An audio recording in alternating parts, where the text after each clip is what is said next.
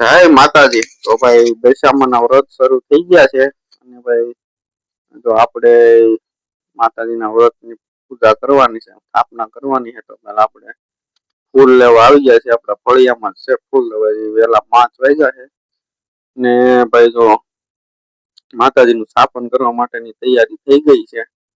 તો મારા ધર્મ પત્ની છે ને એ માતાજીનું સ્થાપન કરે છે. પેલા આપણે જે સ્થાપન રાખી અને ઘઉં રાખી દઈએ અને હરખા કરે છે.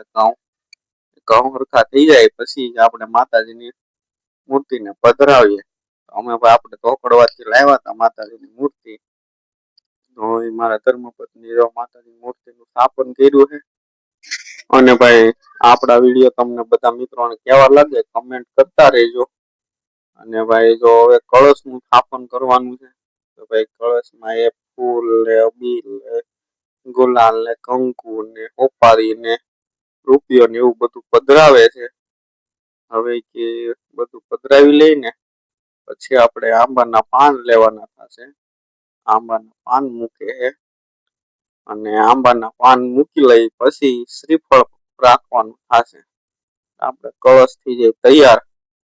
તો હવે આપણે કળશ પધરાવવાનો છે. હવે કળશને પધરાવી દઈએ અને આ દશામાની બાજુમાં કળશને પધરાવી દીધો છે.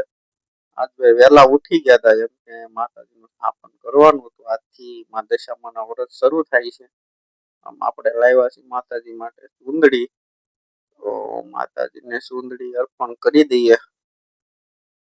મારા ધર્મપત્ની તો આજ બહુ આમ હરખમાં છે. એમ આજથી વ્રત શરૂ થાય એટલા બધા વહેલા ઉઠી ગયા ને વાત પૂછવામાં.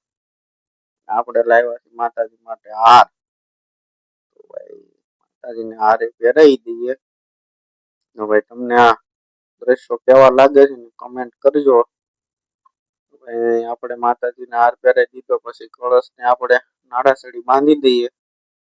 અને હવે આપણે લાવ્યા છે નાગરવેલના પાન. 5 પાન છે નાગરવેલના. નાગરવેલના પાસે 5 પાન મૂકી દઈએ. અને હવે એમાં છે ને આપણે કમળ કાકડીની એલસી ને બદામ ને એવું બધું 4-5 વસ્તુ લાવેલા છે સૂકો મેવો. તો એ 5 પાનમાં છે ને થોડા થોડા એ સૂકો મેવો મૂકી દઈએ. અને હવે માતાજીને ફૂલ અર્પણ કરી દઈએ.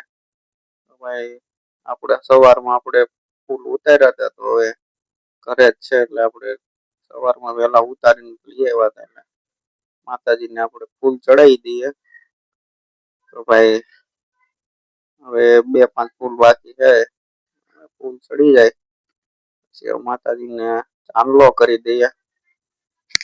તો ભાઈ કળશને અને માતાજીને ચાંદલો કરીને હવે પછી માતાજીના હાંડડીને આપણે નાગલો પહેરાવી દઈએ.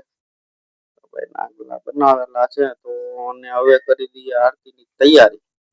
તો મારા ધર્મપત્ની ભાઈ જો દીવામાં દિવેલ પૂરે છે.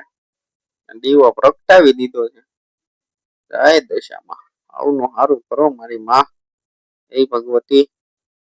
તો ભાઈ માતાજીની આરતી ઉતારી લઈ અને માતાજીને ભાઈ એક જ પ્રાર્થના કે સર્વેના ઘરમાં સુખ શાંતિ રાખે, બધાની મનોકામના પૂર્ણ કરે અને બધા જીવનમાં ઉત્તરોત્તર પ્રગતિ કરે એવી માતાજીને આપણે પ્રાર્થના કરીએ છીએ. અને હવે વાર્તા વાંચે મારા ઘરના.